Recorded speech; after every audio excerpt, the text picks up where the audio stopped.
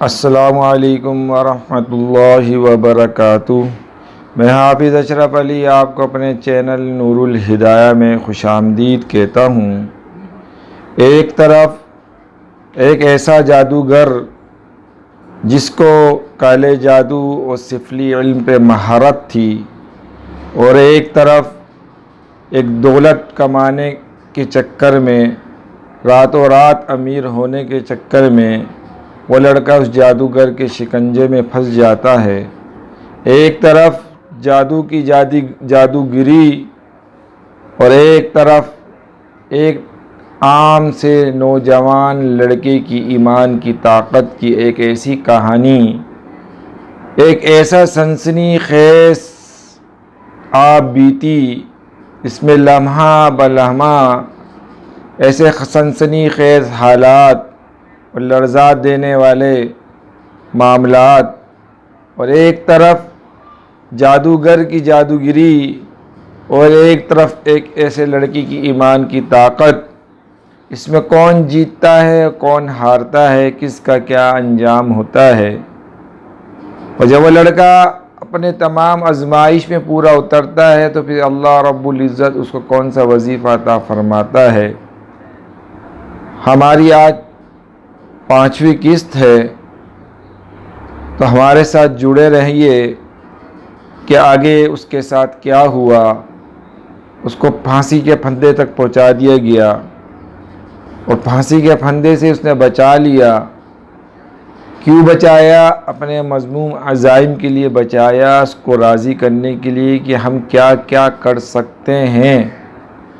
وہ تو نوجوان یہ سمجھا تھا کہ میں مر جاؤں گا، میری پھانسی ہو جائے گی، لیکن اس جادوگر نے اس کو بچایا اپنے مذموم عزائم کے لیے، تاکہ وہ لڑکا اپنے ارادے کو چھوڑ کر اس کے ارادے پہ راضی ہو جائے۔ لیکن اس نے بھی عہد کیا کہ میں اور کچھ بھی ہو جائے اپنے اللہ کو ناراض نہیں کروں گا، اپنے ایمان کا سودا نہیں کروں گا۔ تو آپ ہمارے ساتھ جڑے رہیے۔ دل و دماغ خوف کے زیر اثر تھے، قوت فیصلہ ساتھ چھوڑ چکی تھی، شہر اتنا اجنبی نہیں تھا، لیکن اس وقت یوں لگ رہا تھا جیسے پوری کائنات میں کوئی شناسا نہ ہو۔ انسانی شکل میں نظر آنے والا ہر شخص دشمن ہو۔ میری موت، میری ناک اور میری زندگی ایک کمزور بے بس چڑیا کی مانند جو پرواز کے قابل نہ ہو اور جینے کی آرزو میں پھڑ پھڑا رہی ہو۔ کون سی جگہ ہے جو میری پناہ گاہ بن جائے؟ میری نگاہ ہر سائے میں پناہ ڈھونڈ رہی تھی، مگر ہر سایہ خوف کا سایہ تھا۔ قدم کس طرح لے جا رہے تھے اندازہ بھی نہیں ہو رہا تھا۔ پھر شاید غیب سے رہنمائی ہوئی، ریل کی سیٹی کی آواز رات کے سناٹے کو چیرتی ہوئی کانوں میں ٹکرائی، اور میرے قدم ایک دم رک گئے۔ ریل، ہاں، ایک راستہ یہی بھی تھا، کچھ فاصلے پہ اسٹیشن تھا۔ کیوں نہ یہاں سے نکل جایا جائے، کیوں نہ یہ شہر چھوڑ دیا جائے، ہو سکتا ہے یہاں سے دور جا کر زندگی کی آس بندھے۔ قدم پہ آگے بڑھے، رفتار تیز ہو گئی، دماغ پر نیند جیسی کیفیت طاری تھی۔ اس عالم میں اسٹیشن پہنچا، بہت سی چیزوں کا احساس بھی نہ ہو سکا، بس ریل کے آگے بڑھنے کے جھٹکے سے جیسے ہی آنکھ کھل گئی، میں نے آنکھیں پھاڑ کر دیکھا، ارد گرد کے مناظر دیکھے۔ کھڑکی سے باہر روشنیاں رینگتی نظر آ رہی تھیں، اندر مدھم بلب ان مسافروں کو نمایاں کر رہے تھے جو کہیں سے دور سے آ رہے تھے اور کہیں دور جا رہے تھے۔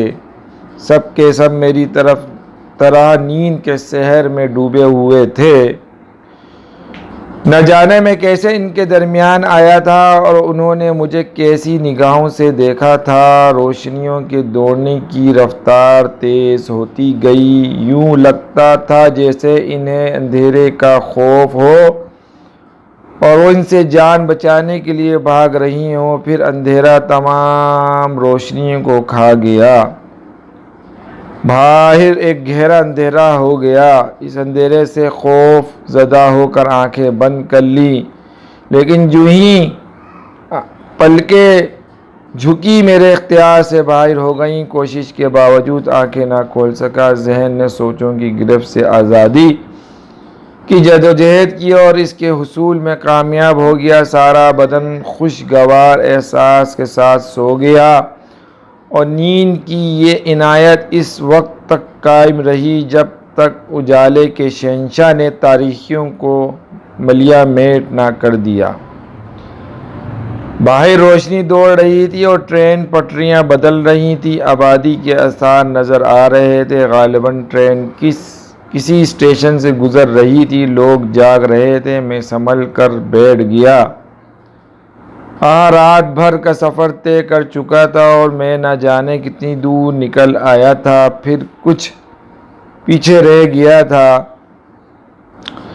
میری مشکلات کا خاتمہ ہو سکتا تھا۔ کیا مجھے ایک پرسکون زندگی دوبارہ مل سکتی ہے؟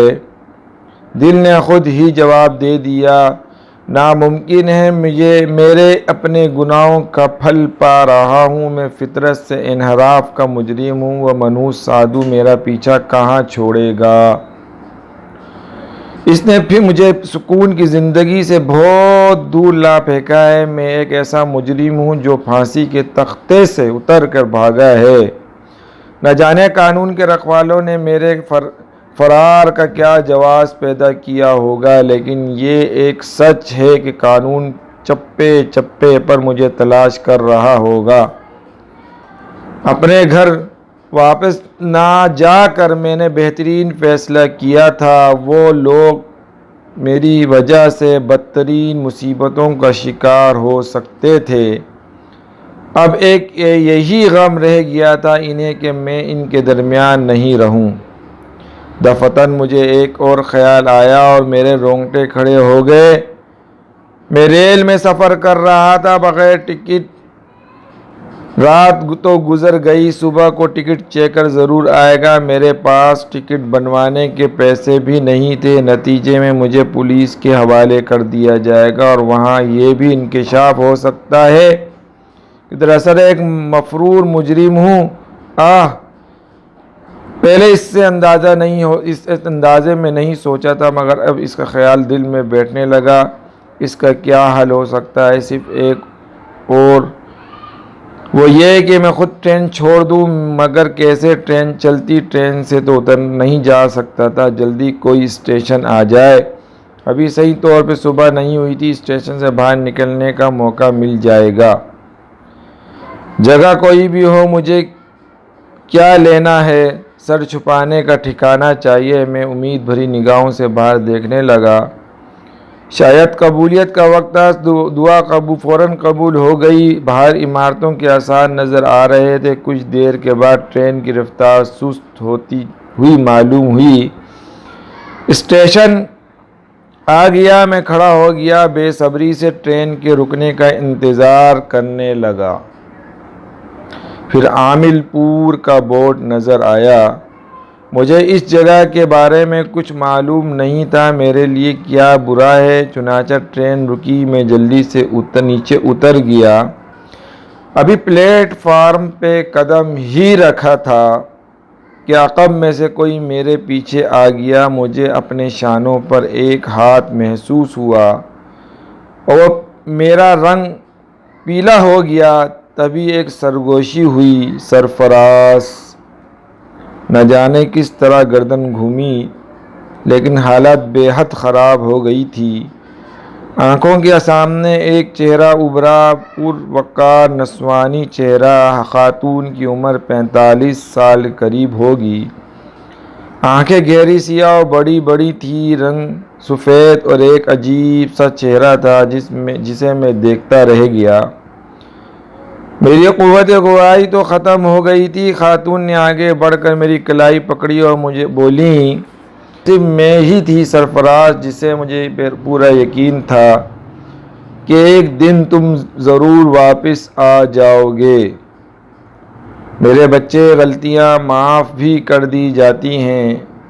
ابا جان آ رہے ہیں، ہم لوگ انہی اسٹیشن پہ لینے آئے تھے، دیکھو وہ سارے لوگ بابا کی جان کو اتار رہے ہیں۔ خاتون نے انگلیوں سے ایک فرسٹ کلاس کمپارٹمنٹ کی طرف اشارہ کرتے ہوئے کہا، پھر بولی، ان میں سے کسی کو بھی نہیں پتا کہ ہمیں دوہری خوشی مل رہی ہے۔ خاتون کی آواز رندی ہوئی تھی۔ مجھ کمبخت نے ایک بار پھر انہیں اپنے بارے میں کچھ بتانا چاہا، لیکن آواز نہ جانے کہاں گم ہو گئی۔ خاتون پھر بولی، آؤ سرفراز، برائے کرم آؤ، ابا جان بہت ضعیف ہو گئے ہیں، پہلے بہت دن کے بعد آئے ہیں، وہ سب تمہیں دیکھیں گی تو حیران رہ جائیں گی۔ کچھ ایسا انداز تھا ان کا کہ میرے قدم خود بخود ان کے ساتھ ساتھ آگے بڑھ گئے۔ انہوں نے اس طرح میری کلائی پکڑی ہوئی تھی جیسے میں بھاگ جاؤں گا، اور پھر وہ مجھے لیے وہ اس جگہ پہنچ گئیں جہاں سب ایک بزرگ کو گھیرے ہوئے تھے، اور معمر بزرگ ایک ایک کو گلے سے لپٹا رہے تھے۔ پھر انہوں نے کہا، ریحانہ کہاں ہے؟ کیا وہ نہیں آئی؟ جواب میں معمر خاتون آگے بڑھیں اور اس وقت وہ سب میری جانب متوجہ ہو گئے۔ پھر ایک نوجوان لڑکی کی چیختی ہوئی آواز ابھری، ارے سرفراز بھائی، اور اس کے بعد وہ سارے کے سارے مجھ پر حملہ آور ہو گئے۔ میں بھلا ان سے کیسے مقابلہ کر سکتا تھا؟ میرا چہرہ ان کی غلط فہمی کو رفع کرنے کی کوشش کر رہا تھا۔ اب بھلا کون سننے والا تھا؟ ایک عجیب ہنگامہ برپا ہو گیا۔ معمر بزرگ بھی آگے بڑھے۔ انہوں نے میرے سامنے کھڑے ہو کر میرے چہرے سے غور سے دیکھا، پھر دونوں ہاتھ پھیلا کر مجھے سینے سے لگا لیا۔ لو سرفراز میاں، تم آخر آ ہی گئے، بہت اچھا فیصلہ کیا بیٹے، بہت ہی اچھا فیصلہ کیا۔ عقل کھوپڑی سے 2 فٹ اونچی اٹھ چکی تھی۔ کسی کی کوئی بات جو سمجھ میں آ رہی ہو، سارے کے سارے ایک ہی سر میں بول رہے تھے۔ معمر خاتون نے ان سب کو روکا اور بولی، یہ اسٹیشن پر ہنگامہ کرنے کی ضرورت نہیں ہے، آؤ گھر چلیں۔ مگر یہ سرفراز بھائی، یہ اسی ٹرین سے اتر رہے ہیں، چلو۔ معمر خاتون نے دوسری لڑکی کے جواب میں کہا، جن صاحب کو نانا جان کہا جا رہا تھا، انہیں تو سب بھول گئے، میرے ہی گرد گٹا لگ گیا تھا۔ عجیب باتیں کی جا رہی تھی میرے بارے میں، سارے کے سارے مجھے سرفراز سمجھ رہے تھے۔ نہ جانے کیوں انہیں اس قدر شدید غلط فہمی ہو گئی تھی، لیکن میرے حق میں فی الوقت یہ بہتر تھا، کیونکہ اس غول میں بآسانی اسٹیشن کے گیٹ سے باہر نکل آیا تھا۔ ٹکٹ چیکر بھی لاپرواہ سا آدمی تھا، اس نے گنتی بھی نہیں کی۔ بہرحال ایک طرف سے مجھے عارضی طور پر سہارا مل گیا تھا۔ باہر آ کر میں نے معمر خاتون کو اپنے بارے میں کچھ بتانا چاہا، لیکن معمر خاتون نے اب میرا ہاتھ چھوڑ دیا تھا اور ان بزرگ سے باتیں کرنے لگ گئی تھیں جو کہیں سے آئے تھے۔ بعد میں نے ان لڑکیوں اور ان کے ساتھ موجود لڑکوں کو سمجھانا چاہا، سنیے بھائی صاحب۔ میں نے ایک جوان کو مخاطب کیا، وہ مسکرا کر مجھے دیکھنے لگا، پھر بولا، آپ سے تو ایسی کشتیاں ہوں گی، پٹخوں پہ پٹخیاں دی جائیں گی۔ سرفراز بھائی، آپ نے ہم سب کو زندہ درگور کر دیا تھا، آپ سوچ بھی نہیں سکتے کہ ہم لوگوں پہ کیا گزری تھی۔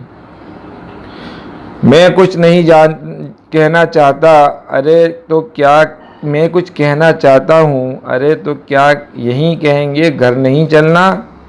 سنیے، آپ کو غلط فہمی ہو رہی ہے، میں سرفراز نہیں ہوں، آپ کو بہت بڑی غلط فہمی ہو رہی ہے، بعد میں آپ مجھے الزام ٹھہرائیں گے۔ سنا ہے نازیہ یہ سرفراز نہیں ہے، اس کی تو ایسی کی تیسی، انہیں تو 10 بار سرفراز بننا پڑے گا۔ چلیے جلدی سے شرافت سے، ورنہ میں لڑکی بہت بری ہوں۔ اس خوبصورت سی لڑکی نے بے تکلف کہا اور آستین چڑھانے لگی۔ سب ہنسنے لگے تھے۔ میں ٹھنڈی سانسیں بھر کر خاموش ہو گیا۔ واقعی سر بازار اپنے آپ کو اس شدت سے تردد کرنا نقصان دہ بھی ہو سکتا تھا۔ بڑی قیمتی گاڑیاں آئی ہوئی تھیں۔ غول بیابانی ان گاڑیوں میں بھرنے لگا۔ اسی لڑکی نے جس کا نام نازیہ لیا گیا تھا، ایک نوجوان سے کہا، آپ نے ان کے الفاظ اس لیے شاکر بھائی ذرا ہوشیار میں رہیں، خطرہ ہے۔ فکر ہی نہ کریں، 400 میٹر تک تو میں انہیں آگے نہیں نکلنے دوں گا۔ اس کے بعد بھی اگر یہ دوڑتے رہے تو پھر دیکھا جائے گا۔ جس شخص کو شاکر کے نام سے پکارا گیا تھا، اس نے کہا اور ایک بار پھر سب ہنسنے لگے۔ کوئی میری بات سننے کو تیار نہیں تھا۔ اتنی شدید غلط فہمی ہوئی تھی انہیں کہ میں خود بھی حیران تھا، لیکن اس غلط فہمی نے مجھے کوئی خوشی نہیں دی تھی۔ کوئی دوسرا موقع ہوتا تو اب میں اتنا گیا گزرا بھی نہیں تھا کہ اس غلط فہمی سے لطف اندوز نہ ہوتا، لیکن مجھ پر تو زندگی ہی کٹھن ہو گئی تھی۔ میں تو مصیبتوں کا مارا تھا، بھلا اس ماحول سے، ان الفاظ سے کیا لطف اندوز ہوتا؟ بس دل تھا کہ مارے درد کے پھٹا جا رہا تھا۔ ذہن طرح طرح کے خیالات کا شکار ہو رہے تھے۔ گاڑیاں جس عمارت میں داخل ہوئیں، اسے دیکھ کر مجھے اندازہ ہو گیا نہایت خوشحال لوگ ہیں اور بڑی اچھی حیثیت کے مالک ہیں۔ کاش ان لوگوں سے واقعی میرا کوئی تعلق ہوتا۔ چاہتا تھا جھوٹ بول کر ان کے درمیان اپنے لیے جگہ بنا سکتا تھا، لیکن دل میں یہ بھی گوارا نہیں کر رہا تھا اور میں جھوٹ بول کر ایک اور گناہ نہیں کرنا چاہتا تھا۔ ویسے ہی زندگی بری طرح گناہوں کے بوجھ سے دبی ہوئی تھی اور اس کا پورا صلہ بھگت رہا تھا۔ یہاں پہنچنے کے بعد تمام لوگ نیچے اتر گئے۔ معمر خاتون بزرگ کے ساتھ نیچے اتری تھی، لیکن ان کی وجہ ان بزرگ سے زیادہ مجھ پر تھی۔ ان کی توجہ ان بزرگ سے زیادہ مجھ پر تھی۔ رکے اور میرے قریب آنے کا انتظار کرنے لگیں۔ لڑکے لڑکیوں غول مجھے ان کے پاس لے گیا۔ معمر خاتون نے میرا بازو پکڑتے ہوئے کہا، کیا حلیہ بنا لیا ہے تم نے اپنا سرفراز؟ زندگی کھونے پہ تلے ہوئے ہو۔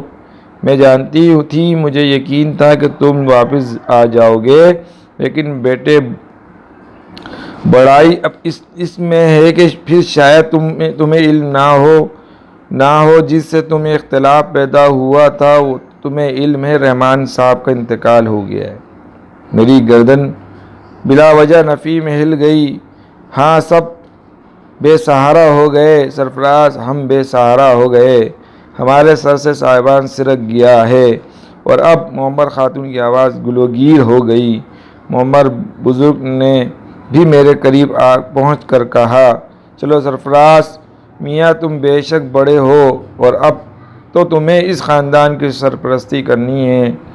بڑی ذمہ داریاں عائد ہو گئی ہیں تم پر، نہ جانے کہاں کہاں مارے پھرتے رہے ہو۔ ہم سب لوگ اندر داخل ہو گئے۔ خاتون نے ایک لڑکی کو حکم دیا کہ میرا لباس وغیرہ تیار کرے اور مجھے غسل خانے میں پہنچا دیں۔ میں اس سب کو دیکھ کر حیران و پریشان تھا، لیکن کیا کرتا، عارضی طور پہ حالات سے سمجھوتا کرنا پڑتا تھا۔ البتہ میں ان معصوم لوگوں کو مناسب وقت پر صورتحال سے آگاہ کر دینے کا فیصلہ کر چکا تھا، جو شدید غلط فہمی کا شکار ہو گئے تھے۔ لڑکی مجھے ساتھ لے کر ایک وسیع کمرے میں پہنچی، جو ایسی آرائشی چیزوں سے آراستہ تھا جو میں نے ہوش کے عالم میں کبھی نہیں دیکھی تھی۔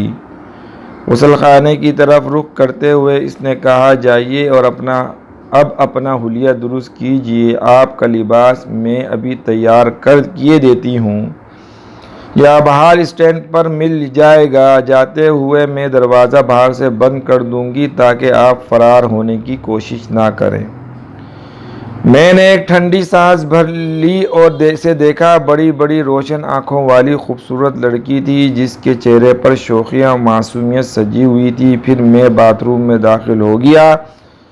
سفید ٹائلوں کا خوبصورت باتھ روم تھا جس میں نہانے کے لیے نئے نئے سامان موجود تھے۔ مجھے ان تمام چیزوں سے لطف اندوز ہونے کا حق نہیں تھا، لیکن یہاں پر تقدیر کے اس فیصلے پہ شاکر ہو گیا جو عارضی طور پر میرے لیے کیا گیا تھا۔ دل یہ سوچ کر کم از کم مطمئن تھا کہ میں ان لوگوں کو دھوکہ دینے کا ارادہ نہیں رکھتا، بلکہ میں نے جس حد تک بھی ممکن ہو سکا اس بات کی تردید کی کہ میں سرفراز نہیں ہوں۔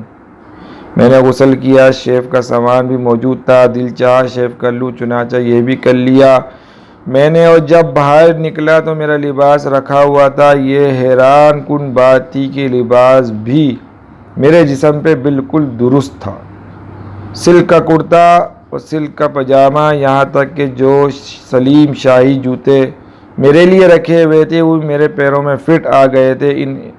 اس حیران کن اتفاق پر ہنسی بھی آ رہی تھی۔ ہو سکتا ہے سرفراز بالکل میرے جیسا ہو، ورنہ اس قدر شدید غلط فہمی اور وہ بھی اتنے بہت سے افراد کو ممکن نہیں ہو سکتی تھی۔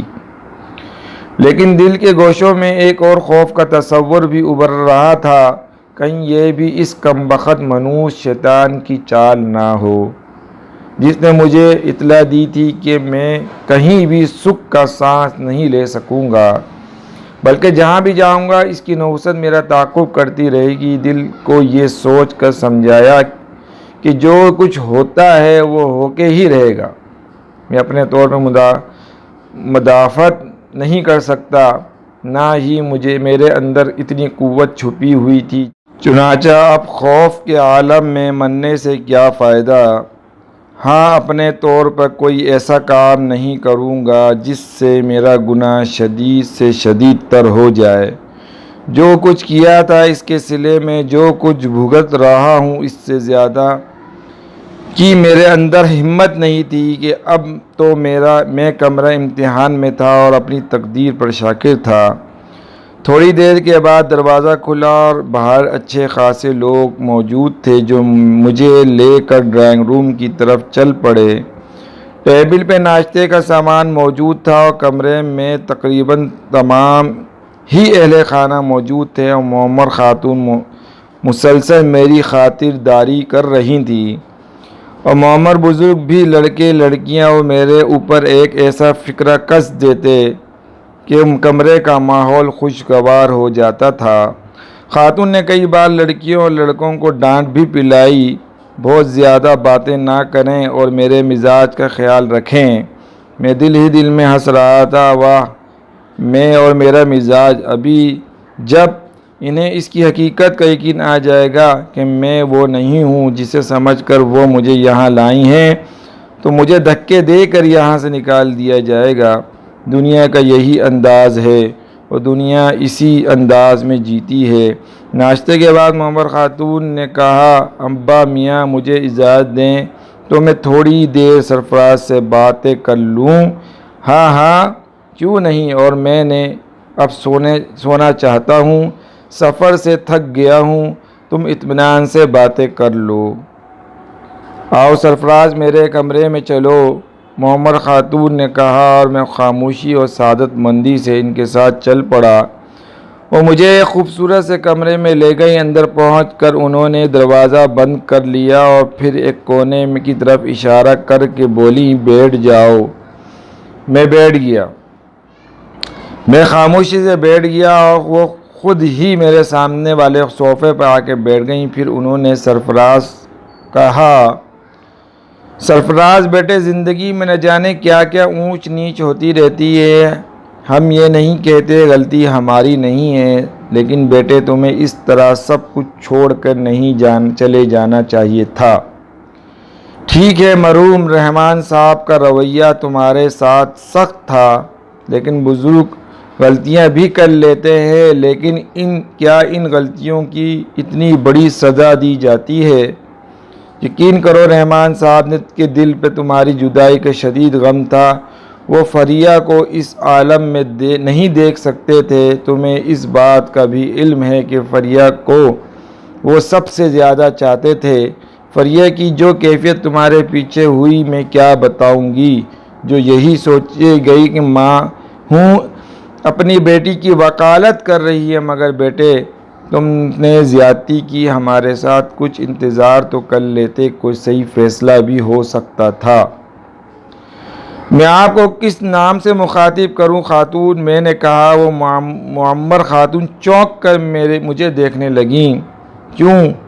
کیا تم یہ بھول گئے تم مجھے چاچی کہتے تھے؟ جی کچھ ایسے ہی حالات ہیں کہ میں ابھی مجبوری آپ کو بتا نہیں سکتا، لیکن اس بات سے آپ کو آگاہ کر دینا بہت ضروری سمجھتا ہوں کہ حقیقتاً میں سرفراز نہیں ہوں۔ میں زمانے کا ستایا ہوا ایک انسان ہوں، اور میں آپ کو دھوکہ دے کر یہاں سے اپنے لیے کوئی مقام بنانے کا خواہش مند بھی نہیں ہوں۔ معمر خاتون بے اعتباری کے انداز میں سنجیدگی سے مجھے دیکھتی رہیں، پھر بولی، اس کا مطلب یہ ہے کہ تمہارا دل ابھی تک ہم سے صاف نہیں ہوا۔ رحمان صاحب کی موت نے بھی تمہارے دل میں ہمارے لیے نرمی پیدا نہیں کی۔ خیر، جو کچھ تم کہہ رہے ہو کہتے رہو، تمہاری سنگ دلی کا تھوڑا تھوڑا اندازہ تو مجھے تھا، لیکن اچھا ٹھیک ہے، فریہ سے مل لو ایک بار، اسے یہ بھی بتا دو کہ تم سرفراز نہیں ہو۔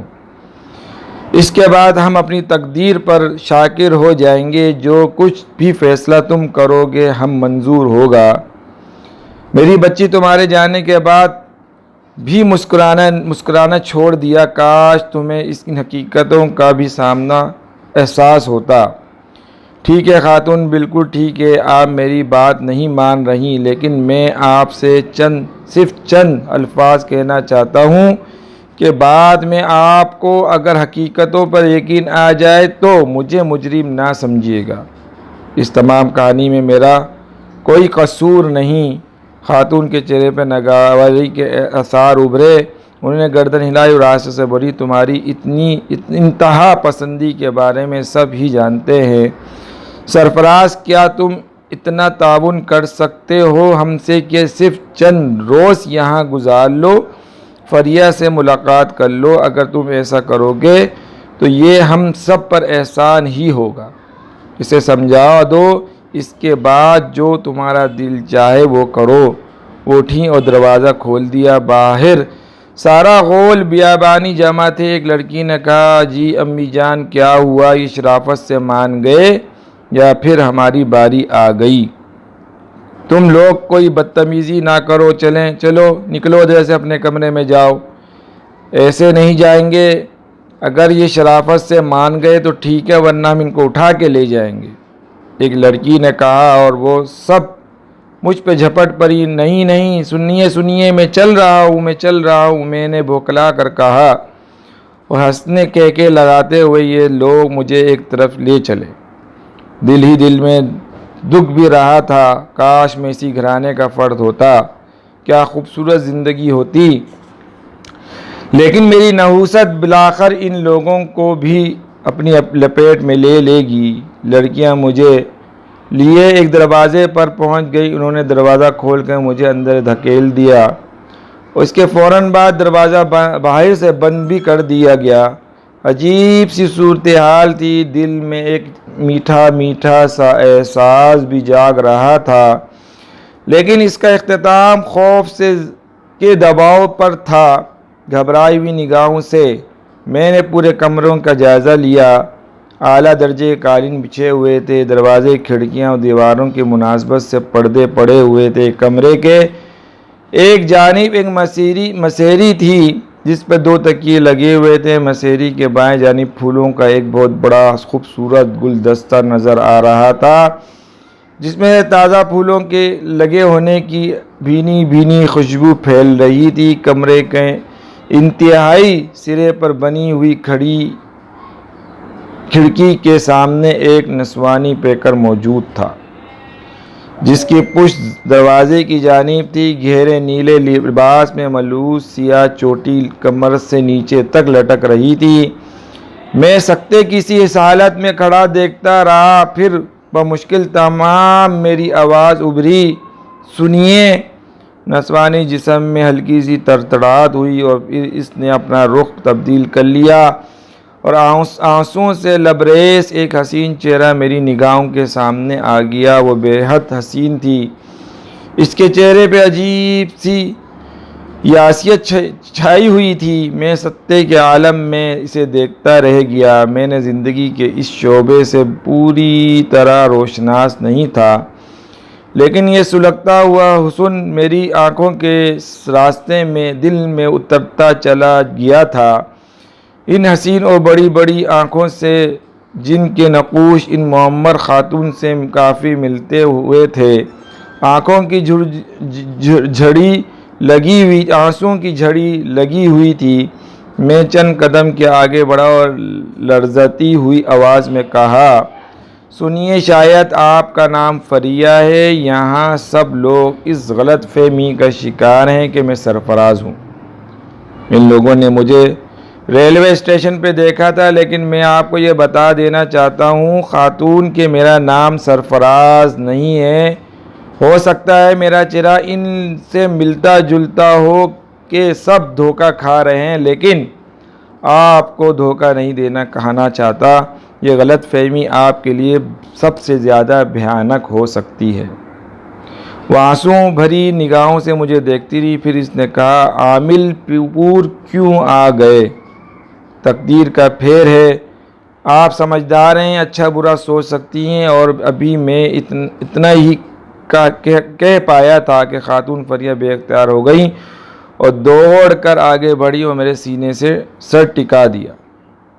معاف کر دو سرفرازی، مجھے معاف کر دو، میں اپنا تجزیہ نہیں کر پائی تھی۔ مجھے اندازہ نہیں تھا کہ تم سے دور رہ کے میں زندہ درگور ہو جاؤں گی۔ فرازی، اب مجھے معاف کر دو۔ وہ سسک کر رونے لگی۔ میرے حواس معطل ہوئے جا رہے تھے، کچھ کر بھی نہیں سکتا تھا۔ سطح کے عالم میں کھڑا رہا۔ فریہ کے دل کی بھڑاس نکل گئی تو اس نے گردن اٹھا کر مجھے دیکھا، پھر بولی، مجھے معاف نہیں کرو گے؟ اس کے کچھ امکانات ہیں، آپ میں سے کوئی سمجھداری سے کام لے لے۔ میں نے گہری سانس لے کر کہا، تم کیا کہنا چاہتے ہو کہ تم سرفراز نہیں ہو؟ ہاں، میں سرفراز نہیں ہوں۔ پھر تم کون ہو؟ بس میرے بھائیوں، ایک طرف جادو کی جادوگری اور ایک طرف ایمان کا ایک طوفان۔ اس جادوگر نے اس کی شکل بدل کر لوگوں کے سامنے ان کا بچھڑا ہوا داماد پیش کر دیا اور اس کے ساتھ ایسے خوفناک حالات، معاملات جو آپ نے سنے، یہاں تک پہنچا دیا۔ اب آگے اس کے ساتھ کیا ہوگا، کیا نہیں ہوگا، وہ کیسے اس چنگل سے باہر نکلے گا اور اپنے ایمان کو کس طرح بچائے گا۔ ہماری ویڈیو اگر آپ کو پسند آ رہی ہے، ہماری چینل کو سبسکرائب کریں، لائک کریں، شیئر کریں، بیل آئیکن کو پریس کریں تاکہ ہر آنے والی ویڈیو آپ تک پہنچ سکے۔ جب تک اجازت دیجیے، السلام علیکم ورحمۃ اللہ وبرکاتہ۔